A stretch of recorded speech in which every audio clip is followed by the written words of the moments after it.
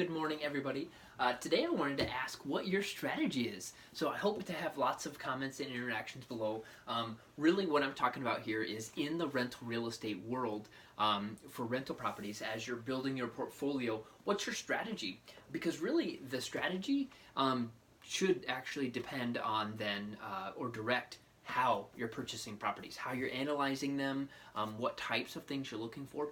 Because sometimes when we first get into, oh wow, there's all these benefits of real estate, and then we start listening to podcasts, and one week it's buying and selling houses and flipping them. Another week it's wholesaling to get started. Other times it's syndicating or owning trailer parks or self-storage or buying notes and buy and hold, and there's just so many strategies that you kind of need to pick one and specialize, I think, and then maybe once you've mastered that you could divert a little bit, but I don't think you can get really good at anything if you just bounce around and do one of all these different things. Plus you should figure out what your end goal is. So your end goal, I think having that in mind will help you determine what your strategy, how you're going to get there is. So as far as the end goal, do you just want to supplement retirement? I know a lot of people that they just kept the last house they lived in. They were a quote-unquote accidental landlord, but because they kept it, they had that equity buildup and appreciation, and now it's cash flowing pretty well, and they live in a different house, and they didn't have to put a huge down payment down or anything because they had lived in it. I know someone who they do that every year. Every year they buy a different place. My wife and I don't want to move that often, so we're probably not going to adopt that strategy. But are you looking just to supplement retirement? Keep one or two houses and just let them get paid off, and then have the couple $100s that each of those generate. Just supplement your retirement.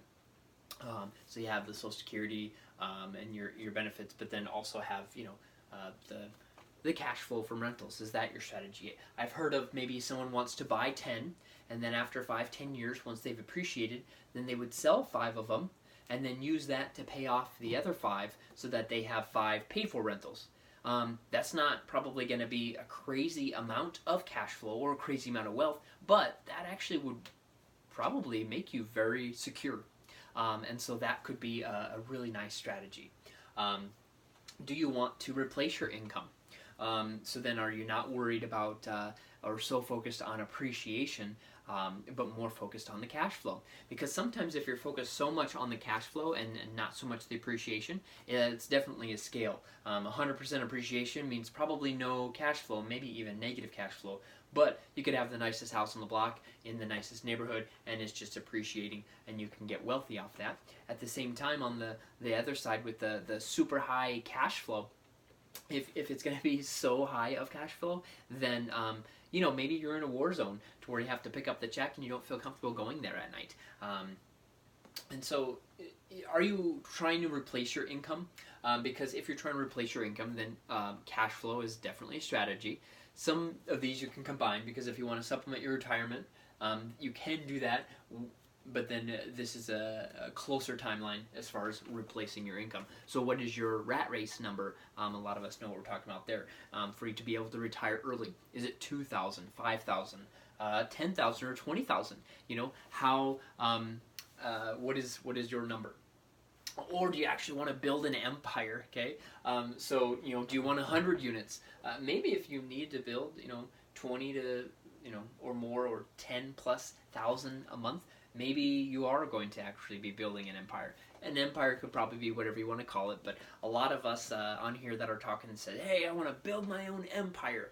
I personally wanted 30 by 30, so 30 units by the time I was 30. Somewhat of an arbitrary number, but I didn't get there. However, I've hit and surpassed some of my other goals too. So I'm gonna have to redo that one, but that was a benchmark that I had tried to set for myself. So building an empire, do you want 100 units? That's more than supplementing your retirement. You're probably having staff, or having all of it with a property management company potentially, to where they're working for you essentially as an employee, or do you have 1,000 units? I don't know anybody with 1,000 units that doesn't have their own management company. So then you have your own construction guys and your leasing agents and all that stuff. So I mean, are you building an empire? A huge. If you had 1,000 units, you'd probably be in the top 5 in Sioux Falls as far as management companies. I mean, you could probably look at that. The last thing here is, how long do you need to accomplish this?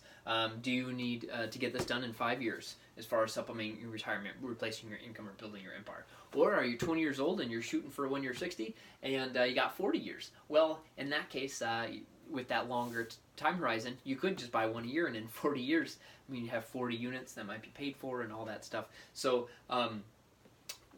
what your strategy is should dictate how you set up your entities and how you purchase properties. So I think it's good to always revisit, what is my end goal? And sometimes these can change. Sometimes you start here and then you end up here, and then later you got so many, you end up here. Okay, so what is your end goal? And then, you can always adjust. How long do you have to do that? And then adjust your strategy as necessary. So I'd love to hear your guys' strategies. So go ahead and comment below. You have a good one.